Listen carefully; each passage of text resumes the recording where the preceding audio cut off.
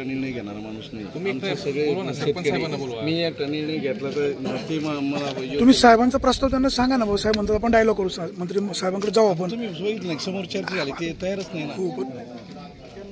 उलट साहेब सरपंच साहेबांना का तुम्ही आता काय सांगायचं सरपंच ते काय म्हणते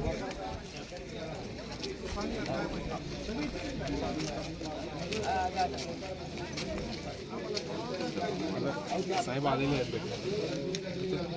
तुमची जर इच्छा असेल सगळे तर सगळे चला. तुमचं जर वाटलं की बाबा 4च लोक आहेत तुम्हाला असं वाटतं की इथनं उठलं की इथं परत बसणार तसं काही नाही. तुमचे बाकीचे लोक इथंच बसले 4 लोक चला. आम्हाला साहेबांवर भेटायची काही इच्छा नाही, फक्त आमचं काम होण्याची गरज. ते जायचं आणि तिने आश्वासन द्यायचे पुन्हा 4 दिवस रोडायचा विषय सगळी चर्चा होईल तिथे. चर्चा हीच आहे ना. तुम्हाला मला सांगा त्याला जर करायला की लगेच तुम्हाला आधी घेऊ शकतो ना. तिथे जायचं चर्चा तर कुणाला चालू राहणार आहे. साहेब शासनाच्या लेवलला चर्चा करतील आणि मग मला सांगतील काय नाही काय. साहेब आता मी बोलू 1 मिनिटं. आचारसंहिता कधी जाहीर होईल सांगता येत नाही. हा जुनाच विषय आहे. फक्त राहिलेल्या लोकांना पैशाची तरतूद करा आणि त्यांचा सातबारा नील करा, त्यांना नीलचा दाखला द्या. बँकेत बोलले ना, बँकेत तुम्ही शासनाकडून येणं दाखवा, त्यांचं मिटून टाका तर विषय. बरोबर आहे. जी लोक वंचित राहिलेली आहे, कर्जमाफीपासून जी राहिलेली लोक आहे, वंचित राहिलेली लोक आहे, त्याबाबत निर्णय घ्या. साधी गोष्ट आहे ना. पटकन तुम्ही आता त्यांनी ठरवलं तर बोलू शकतात, मुख्यमंत्र्यांशी बोलू शकतात, अजितदादांशी बोलू शकतात. कुठं गडबड जाऊ दे, 4 दिवस जाऊ दे ना, काय आपल्याला काय अडचण नाही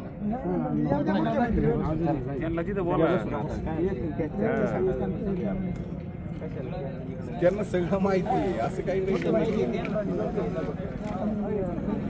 चर्चा काय करायची आमची आता DYSP म्हणाले की इथं सहकार मंत्री आले त्यांच्या ऑफिसला चर्चेला चला, तर तुम्ही चर्चेला जात का नाही?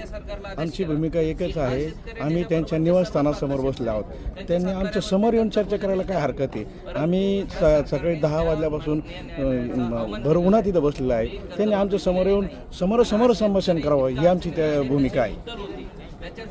मंत्री महोदय जर इथे आले नाहीत काय तुमचं पुढची भूमिका?